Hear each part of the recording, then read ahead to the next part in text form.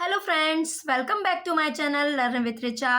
आज हम कक्षा 10वीं मैथ्स परीक्षा की तैयारी के अगले चरण में हम कक्षा 10वीं मैथ्स के चैप्टर 12 पृष्ठीय क्षेत्रफल और आयतन के कुछ महत्वपूर्ण प्रश्नों को हल करेंगे। आइए देखते हैं। तो प्रश्न है, दवा का एक कैप्सूल एक बेलन के आकार का है। दवा का एक कैप्सूल ये बना हुआ है, एक बेलन के आकार का है, जिसके दोनों सिरों पर अर्धगोला लगा हुआ है। ये अर्धगोले हैं। ठीक, समझ में आई आपको? कैप्सूल की लंबाई, ये जो पूरा कैप्सूल है, इसकी लंबाई कितनी है? 14 mm। और इसका व्यास, मतलब इसकी चौड़ाई कैप्सूल की कितनी है? 5 mm। तो इसका पृष्ठीय क्षेत्रफल ज्ञात कीजिए। ठीक है ना? तो आइए देखते हैं। आपने कैप्सूल तो देखा ही होगा, ठीक है ना? एक कैप्सूल कैसा है? बेलन के आकार का है, जिसके दोनों सिरे अर्धगोले के आकार के हैं। आपने देखा होगा ना, कैप्सूल खाया भी होगा। ठीक, तो ये हो गए, हमने ये बना लिए अर्धगोले। ठीक, इसका व्यास कितना दिया हुआ है? 5 mm। ठीक है ना? यहाँ से यहाँ तक की दूरी कितनी है? 5 mm। ठीक, 5 mm। और इस पूरे कैप्सूल की लंबाई कितनी है? 14 mm। ठीक, तो ये जो है इसका व्यास है। तो व्यास की आधी क्या होती है? त्रिज्या। तो त्रिज्या यहाँ से यहाँ तक की दूरी कितनी हो जाएगी? 5/2। और ये यहाँ से यहाँ भी त्रिज्या कहलाएगी। ये भी कितनी हो जाएगी? 5/2। ये भी कितनी हो जाएगी? 5/2। ये आधा, इसकी त्रिज्या भी यहाँ से यहाँ तक की दूरी 5/2, यहाँ से यहाँ तक की दूरी 5/2। ठीक, तो ये बची हुई इतनी क्या कहलाएगी? इस 14 में से 5/2 5/2 को जोड़कर 14 में से घटा दीजिए, बची हुई दूरी किसकी निकल आएगी? बेलन की। आया समझ में? क्लियर है? तो आइए देखते हैं। तो लिखोगे, एक कैप्सूल एक बेलन व अर्धगोले से मिलकर बना है। ठीक है ना? लिखोगे, अर्धगोले का व्यास या कैप्सूल का व्यास लिख लो। कैप्सूल का व्यास कितना है? 5 mm। तो त्रिज्या r बराबर क्या हो जाएगी? 5/2। Okay, 5/2 mm। ठीक है, कैप्सूल की लंबाई बराबर कितनी दी हुई है? 14 mm। ठीक, तो हमें बेलनाकार भाग की लंबाई निकालनी है। बेलनाकार भाग की लंबाई बराबर कैसे निकालोगी? कुल लंबाई कितनी है कैप्सूल की? 14। ठीक, कितने अर्धगोले हैं? ऋण 2 करो। कितने अर्धगोले हैं? 2 अर्धगोले हैं। दोनों अर्धगोलों की त्रिज्या कितनी है? 5/2। ठीक, ये हो जाएगी ना? या नहीं करना तो आप ऐसा भी कर सकते हो। ठीक है ना? कितने अर्धगोले हैं? 2 अर्धगोले लगे हुए हैं, तो 2 से 2 कैंसिल हो गया। कितना आ गया?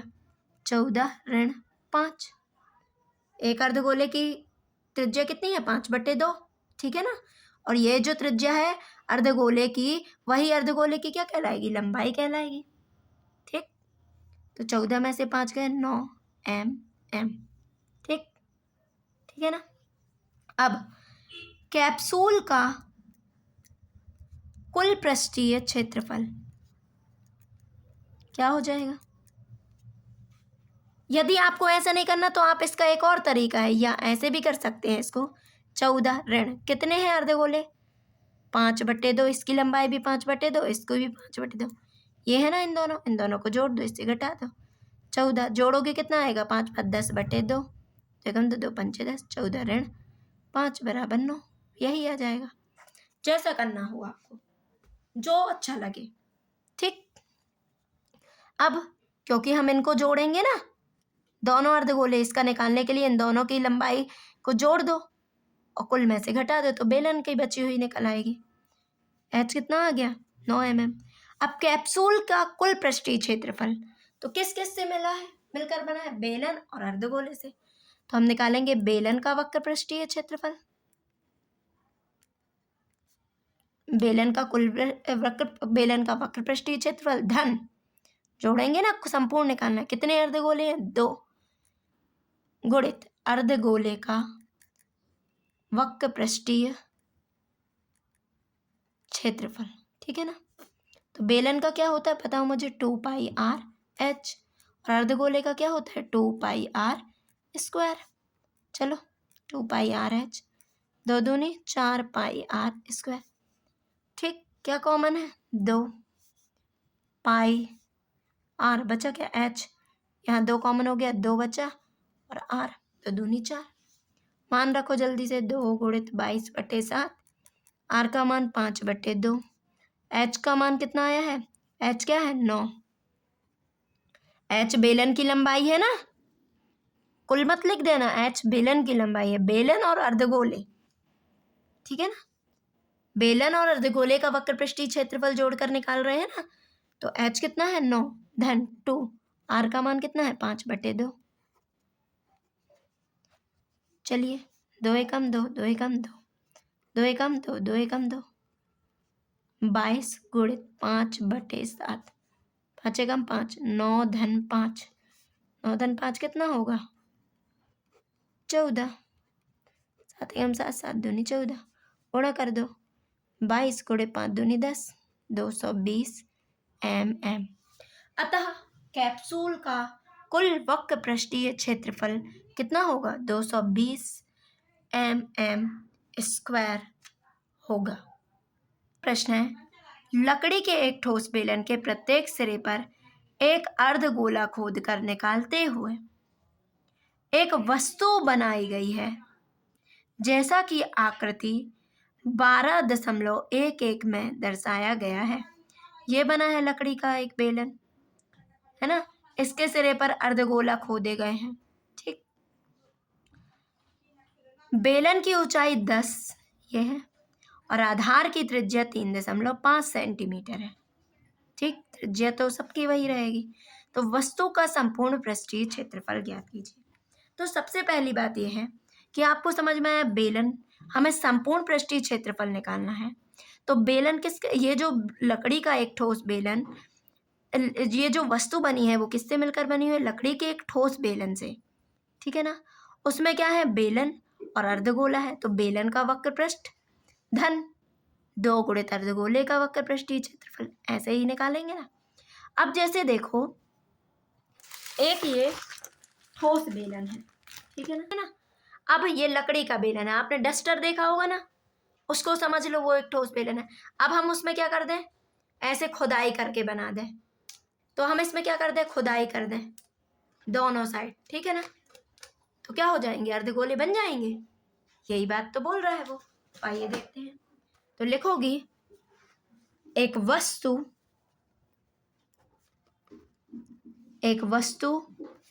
लकड़ी के एक ठोस बेलन,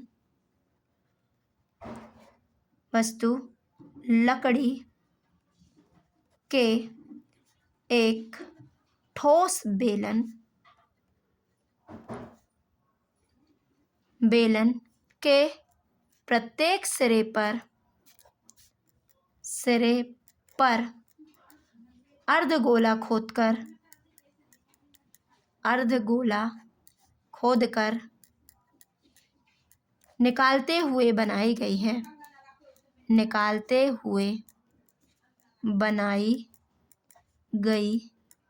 ठीक है ना।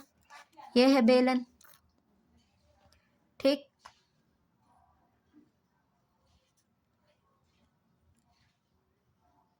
ठीक, ये खोद दिया अर्धगोला, ठीक। अब इसकी त्रिज्या कितनी दी हुई है? त्रिज्या बराबर 3.5 सेंटीमीटर, r बराबर 3.5 सेंटीमीटर, ये हो गई, ठीक। सेम ही त्रिज्या रहेगी ना बेलन की और अर्धगोले की। अब बेलन की ऊंचाई कितनी दी हुई है? बेलन की ऊंचाई बराबर 10 सेंटीमीटर, तो h बराबर 10 सेंटीमीटर। तो वस्तु का संपूर्ण पृष्ठीय क्षेत्रफल यही निकालना है ना, क्या हो जाएगा? किस किस से मिलकर बना है बताओ जरा। बेलन का वक्र पृष्ठीय क्षेत्रफल, वक्र पृष्ठ लगेगा ना, ठीक है ना, धन दो अर्धगोले हैं, दो अर्धगोले का वक्र पृष्ठीय क्षेत्रफल, ठीक। बेलन का क्या होता है 2πr/h, धन दो अर्धगोले का क्या होता है 2πr², यही होता है। चलो गुणा करते हैं 2πr/h, धन दो दूनी 4, 4πr²। क्या कॉमन है निकालो, 2πr, अंदर क्या बचा h, धन 2r, ठीक है ना।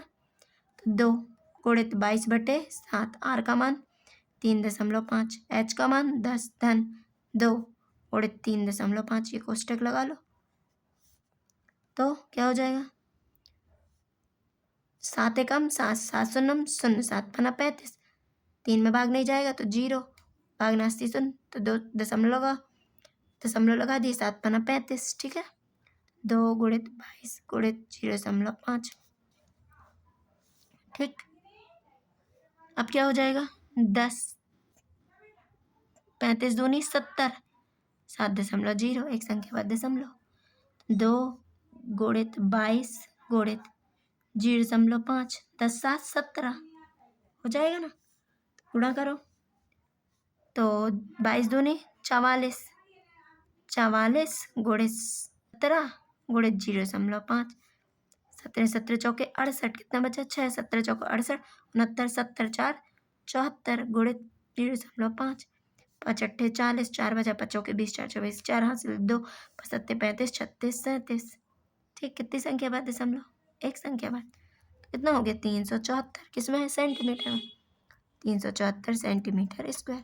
क्या हो जाएगा वस्तु का संपूर्ण पृष्ठीय क्षेत्रफल 374। अतः लिखिए, अतः वस्तु का संपूर्ण पृष्ठीय क्षेत्रफल 374 सेंटीमीटर स्क्वायर है। यदि आपको मेरे द्वारा पढ़ाया हुआ समझ में आया है तो प्लीज़ फ्रेंड्स मेरे चैनल को ज़्यादा से ज़्यादा लाइक शेयर एंड सब्सक्राइब कीजिए।